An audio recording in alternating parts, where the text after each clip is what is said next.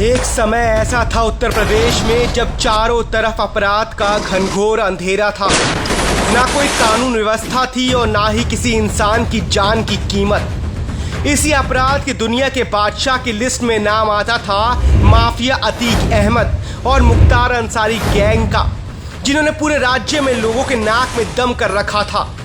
दिन दहाड़े लोगों को लूटना, हत्या करना, दंगे फसाद करना आम सी बात हो गई थी। राज्य में एसपी, बीएसपी और सेंटर में कांग्रेस के संरक्षण मिलने के कारण पुलिस चाहकर भी कुछ नहीं कर पा रही थी। माफिया अतीक अहमद अपराध की दुनिया का ऐसा नाम था जिसने पहला अपराध 18 साल की उम्र में किया था और 55 साल की उम्र तक आते आते उस पर मर्डर, अवैध हथियार, अपहरण, लूट, जबरन वसूली जैसे 250 आपराधिक मामले दर्ज हो चुके थे। पर हैरानी की बात तो ये रही कि इन 37 सालों में उसे एक भी मामले में सजा नहीं हुई। पूर्व की सरकारों का समर्थन होने के कारण वो कानून के शिकंजे से बचता रहा। अगर उसे किसी मामले में जेल जाना भी पड़ता तो ये जेल को ही अपना ऑफिस बनाकर वहीं से अपने अपराध की दुनिया को चलाता था। अतीक अहमद के एक माफिया डॉन होने के कारण ही समाजवादी पार्टी ने उसे टिकट दिया और अपराधी होने के बाद भी 5 बार प्रयागराज से विधायक और 1 बार सांसद बना।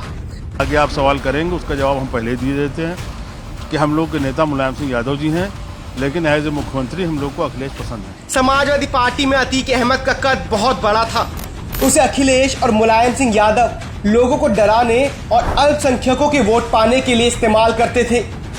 ऐसे ही एक और डॉन मुख्तार अंसारी, जो बहुजन समाज पार्टी से मऊ जिले से 5 बार विधायक रहे।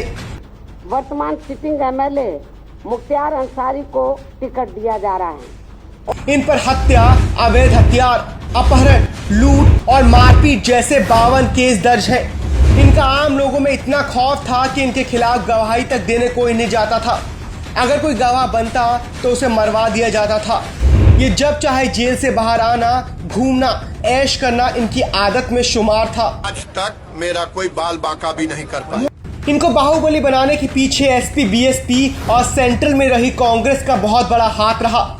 इन सब पार्टियों का मकसद अल्पसंख्यक वोटरों को रिझाना और आम लोगों को ऐसे माफिया से डरा धमका कर सताना था।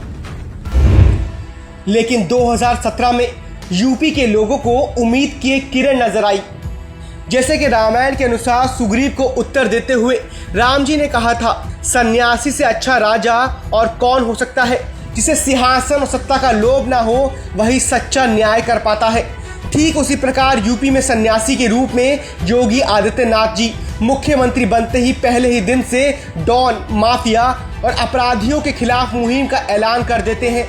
योगी सरकार ने मुख्तार अंसारी के सारे केस पर सुनवाई चालू करवाई तो बचने के लिए पंजाब में जाकर छुप बैठ गया, मगर सरकार सुप्रीम कोर्ट से ऑर्डर तक लेके उसे वापस उत्तर प्रदेश लाई और उसके अपराधों पर सुनवाई चालू करवाई। योगी सरकार ने सबसे पहले इसकी आर्थिक कमर तोड़ी। एसपी हो या बीएसपी, यूपी में सरकार चाहे किसी भी पार्टी की रही हो, मुख्तार और अतीक उसमें अपने लिए सियासी संरक्षण ढूंढ ही लेते थे। मगर योगी आदित्यनाथ का स्वैग ही अलग है। सरकारी बुलडोजर को सीएम का ऑर्डर है, जो भी अवैध है उसे ध्वस्त करो। माफिया की काली कमाई के सोर्स को सबसे पहले बंद कर दो।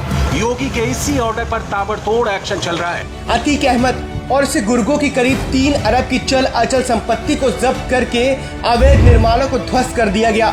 वहीं मुख्तार अंसारी के उसके गैंग के सदस्यों की 1 अरब 94 करोड़ 86 लाख रुपए की संपत्ति को कुर्क करके अवैध निर्माणों को तोड़ा गया। फिर इनका बल तोड़ा गया। अतीक अहमद को साबरमती जेल में बंद कर दिया गया और उसके 90 गुर्गों को सलाखों के पीछे पहुंचाया गया। उसके 60 सदस्यों के असलों का लाइसेंस रद्द कर दिया गया। साथ ही कुछ गुर्गों के खिलाफ गुंडा एक्ट और गैंगस्टर एक्ट के तहत कार्रवाई की गई। मुख्तार अंसारी गैंग के 158 सदस्यों को गिरफ्तार किया गया। करीब 4 दशक तक इन बाहुबलियों का आतंक आम लोगों ने झेला, लेकिन अब इनकी ऐसी हालत कर दी गई है कि उन्हें जेल का असली मतलब समझ आ गया है। तभी तो ऐसे अपराधी चाहते हैं कि फिर से एसपी, बीएसपी की सरकार आए ताकि फिर से ये अपनी गुंडागर्दी शुरू कर सके। लेकिन जब तक राज्य में रहेगी योगी सरकार, फिर किस बात की फिक्र है यार।